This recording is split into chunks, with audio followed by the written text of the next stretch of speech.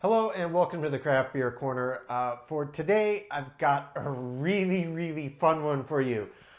We are going to be doing a bit of a head-to-head. This is going to be part one, and we are returning to Deutschland, Germany, one of the many lands of beer. Germany, Belgium, from Europe. These are certainly the two largest. Long time, long-standing, thousands of years of beer culture. And they produce some of, in my opinion, the best beers in the world. We've talked about this in prior episodes. In Germany, there is a law on the books called the Deutsches Reinheitsgebot, which is the German beer purity law.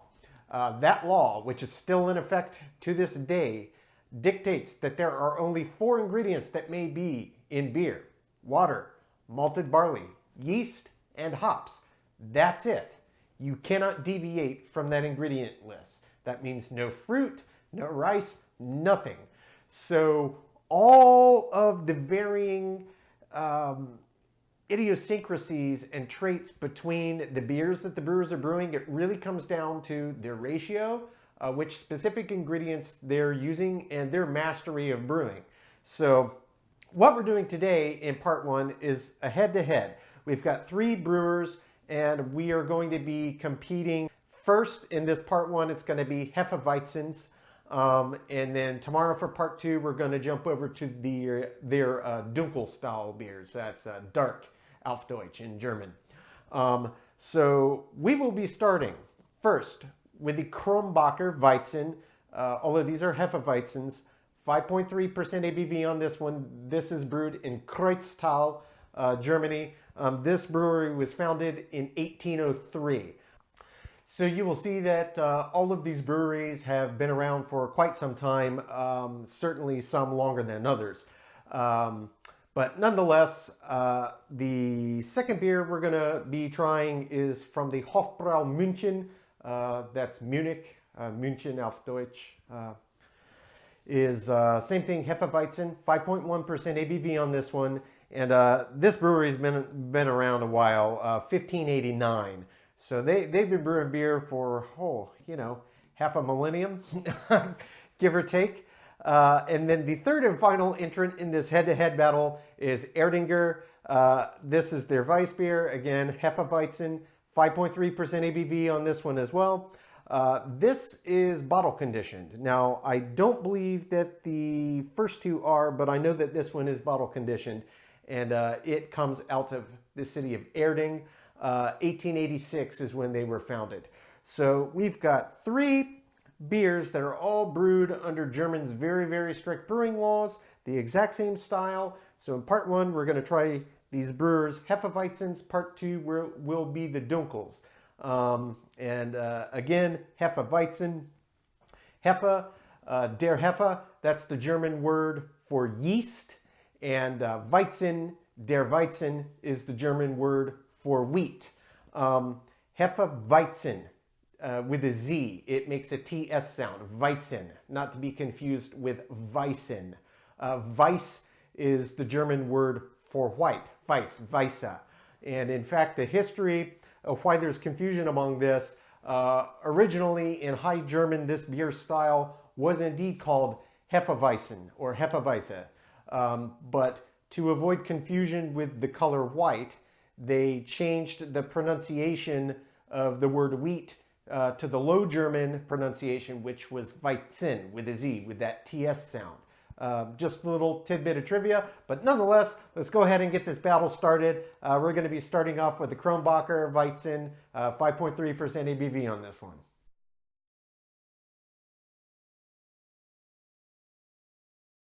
All right, so jumping right in this. We're starting off with the Kronbacher Weizen, 5.3% ABV on this one. Not much else to tell about it that I haven't already told. Founded in 1803 and out of the city of Kreuztal. So let's get this poured straight into the glass. Oh yeah, that's that classic Hefeweizen color. And head to boot. Now, Hefeweizens, I've done reviews of these in another episode or two prior. It is a cloudy style of beer. The wheat makes it go occluded. Not quite to the same extent as, say, a hazy IPA in this hazy IPA craze, but it's naturally got a cloudy character to it. And this looks great. This is a textbook looking Hefeweizen. The head, the color, the whole 9 yards. If anything, actually, this might be just a tick darker than your average Hefeweizen. Typically, they're a little more light yellow in color, more akin to that kind of straw, paler yellow. This looks like they might have some more deeply roasted malts, some caramel or amber malts in there, but it looks great. Let's give it a sniff. Want to get a nice big whiff of the aroma there because they're all different. This smells like your classic Hefeweizen.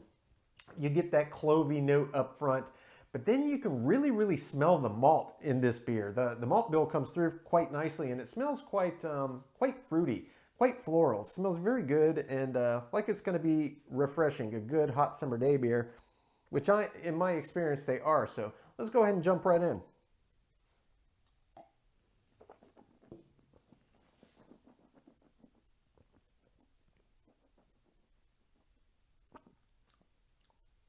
Okay. Oh, that's a nice Hefeweizen. No question about it. Okay. And this is the interesting thing about this beer style.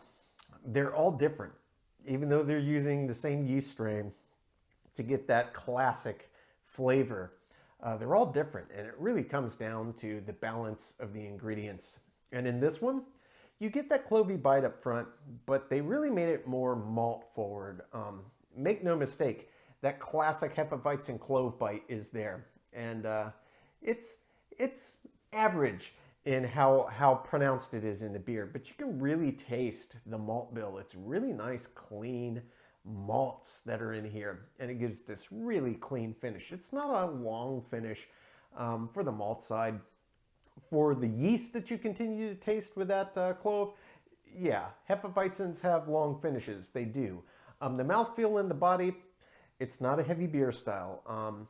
The mouthfeel on this is really, give or take, about the same weight as water. The same viscosity, and the body is about the same weight. You know, there's not much more I can say to that. It's not a big, heavy beer style, and it's not meant to be. This is, to me, another one of these classic, what I term the summer day beers, or hot summer day. You finish cutting the grass, you want to grab a beer. This is one of the perfect styles that I could name. It's very refreshing. Dive in for one more sip, see what else I can pick out.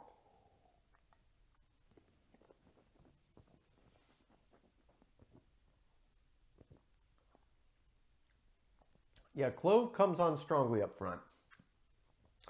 And you do get some fruit. Not banana in this one. That comes through sometimes in Hefeweizens. It's more like perhaps apricot and lemon zest. Interesting mix, but it works. And then that malt bill comes through, and it's just so light and so clean. It just tastes like a pure, clean malt. And then it kind of gets out of the way, and then that clove essence from that Hefeweizen yeast strain just continues to work and work and work and work. I expect these are all going to be really challenging for me to rank and pit them against each other to figure out a winner, because they're all going to be probably pretty stinking similar, but we're going to find out, and that's the fun of this one. So, Kronbacher, I will come up with my scores, and when we come back, the next entrant is the Hofbrau München. This is their Hefeweizen, 5.1% ABV on this one.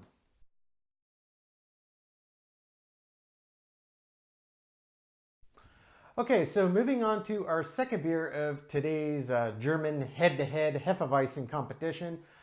We are moving on to the Hofbrau München. Theirs is 5.1% ABV, and this is the oldest brewery of the bunch, having been in existence since 1589. So a very long-standing brewer with many centuries of experience under their belt. Without further ado, not much else to do here but get it poured in.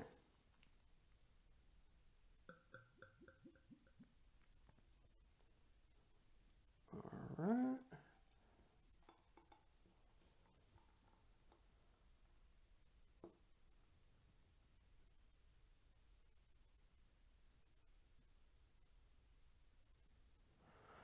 All right, so far just looking at the appearance-wise and how the head formed, I mean, really, this is indistinguishable from the Kronbacher.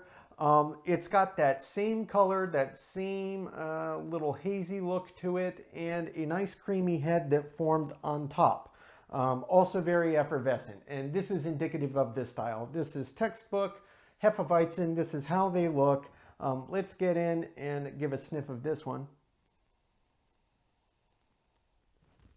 This one smells not quite as clove forward on the nose as the Kronbacher did, and you get a lot more of the malt in the background. And actually, funny enough, even though it's only 5.1% ABV, it has this slight boozy smell to it, which I didn't anticipate, but nonetheless, it's there. This head actually is reasonably well settled, so I'm going to jump in right now, give this a taste test.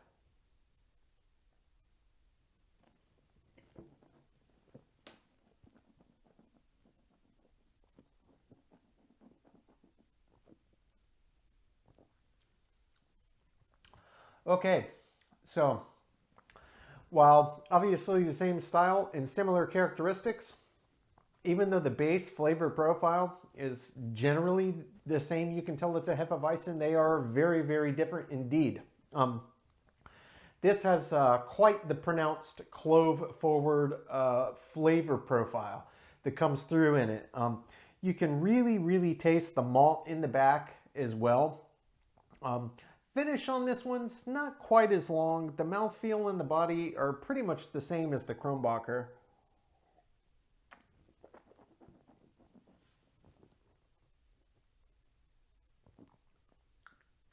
Yeah, this one actually has a bit creamier mouthfeel to it. The body is essentially identical in the flavor profile. That's like the really distinguishing characteristic between these two. This is a lot more clove dominant. There's a lot more clove presence in the flavor that comes through. And the malts in the background, it's almost an equal 50-50 clove malt in this. And the malts come through quite strongly as well. This is a very nice clean beer. Again, this whole style is all going to be just perfect summer day beers. So I'm going to take my time, finish sipping on this one, come up with my scores, and then we will get to our third and final entrant, and that is the Erdinger. Their Hefeweizen, they call it Weiss beer, 5.3% ABV on that one.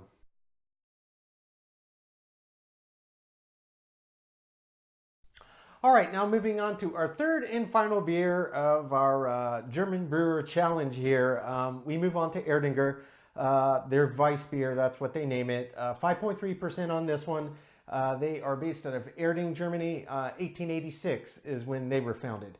This is the one of the bunch that is bottle conditioned, meaning that they have active yeast sediment in the bottle that will continue to carbonate the beer as it's bottled.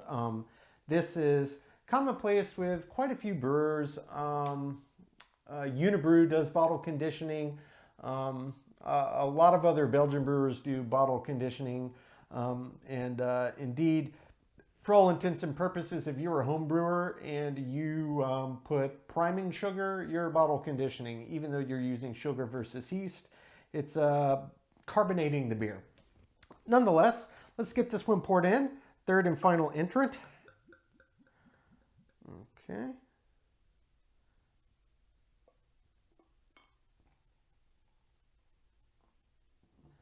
Feel like I might have gotten a little overzealous on my pour. I did. I'm going to let the head settle down a little bit. Well, while it does, let's go ahead and take a peek. Okay, so this one, classic Hefe Haze. For all intents and purposes, appearance-wise, these three beers are completely indistinguishable from one another.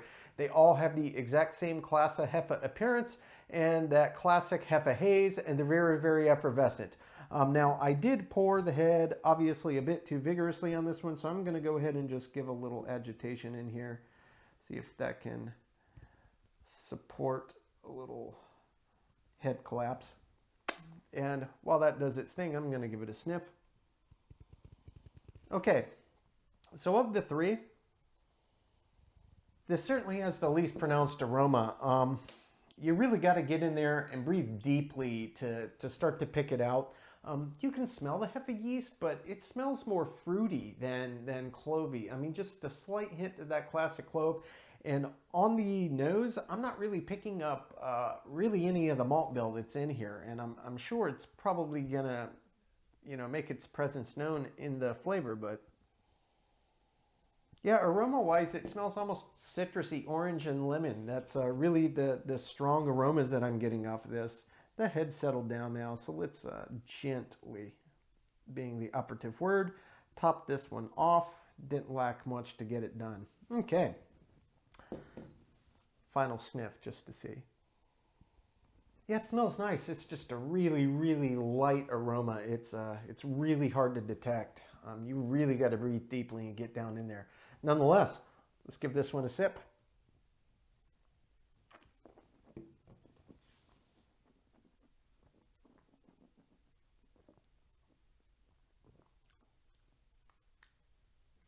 Okay.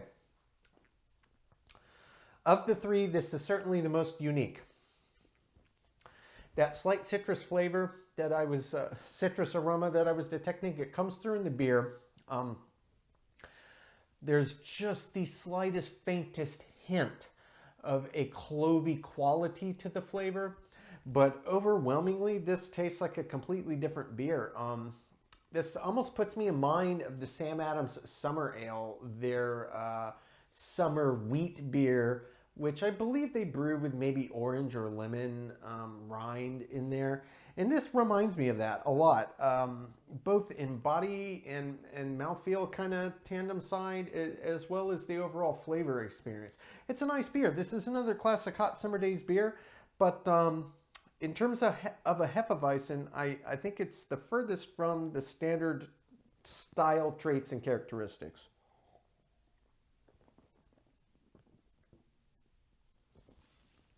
The mouthfeel is really creamy. The body is exactly right, but the flavor, it's throwing me off. And actually, once the fruit gets out of the way, you do get to pick up the malt backbone. And it tastes like a normal malt bill for a Hefeweizen. It's just the flavor, that yeast, classic clovey punch doesn't really come through. That's not a bad thing. I'd say it's neutral. It's to each his own, but it's certainly the most interesting. I'm going to take my time sipping on this one. I will come up with my scores, and then we'll come back and go through all three top to bottom.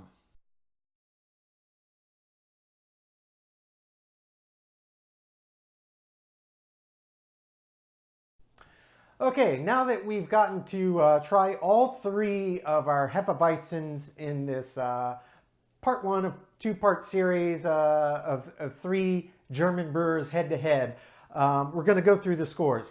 Now, since this is a head-to-head, I'm going to go through one category and give you the scores for all three. So I won't go quite into as much detail as I normally do in explaining the rankings, but you probably got a pretty good idea from my initial reactions. Okay, starting with the aroma. The Kronbacher, I gave a 5. The Hofbrau München, quite a bit more pungent, I gave a 7. And then the Erdinger was the lowest by a substantial margin, I gave it a 3. Moving on to taste, the Kronbacher, I gave it a 6. It was a little bit above average for a Hefe. The Hofbrau, I gave a 9. This was about as close as it gets to what I expect when I think of a Hefeweizen, and it delivered. We get to Erdinger, I give Erdinger a 5, middle of the road. Moving on to the body, all three of them had a textbook perfect Hefeweizen body. They all got a 10 in that category. Moving on to mouthfeel, only one slight deviation. Kronbacher and Hofbrau München both got a 10. Erdinger got a 9. Moving on to the finish, Kronbacher got an 8. It was nice and it was pretty stinking long. The finish on the Hofbrau was nice, but it didn't last long enough. They got a 6 there. And Erdinger, rounding out the bottom again, finished, got a 4, just a little below average. Head and retention, they all did pretty well here. Kronbacher was the lowest of the bunch with a 9. Hofbrau München and Erdinger both got a 10. Moving to appearance, the Kronbacher was kind of a little bit different than the average Hefe. I gave it a 7 there. Hofbrau and Erdinger were classic textbook. I both gave them 10s. Moving on to the balance. This was another one that deviates a bit. Kronbacher got a 9, Hofbraun München got a 10, and Erdinger got a 5. So you're probably starting to see a pattern here now. Feeling an intangible for both Kronbacher and the Hofbraun München, I gave them 8s. Very enjoyable, well above average. For Erdinger, I gave it just average. I gave it a 5. Finally, as an example of the style, Kronbacher gets an 8, Hofbraun München gets a 9, and Erdinger gets a 5. So we've got a decent point spread here. The total scores on part 1 of the Hefeweizens challenge, head-to-head, Kronbacher gets an 80, Hofbraun München gets an 89, and Erdinger gets a 66. So all total, a 23-point spread from lowest to top, and Hofbraun München does take the crown in part 1 as the best Hefeweizen in these 3 German brewers going head-to-head. This was really fun for me. I've been toying with this concept for a while, and certainly let me know what you think. If you'd like to see more head-to-heads of either brewer against brewers, specific style, whatever you'd like to see, it keeps it interesting and fun.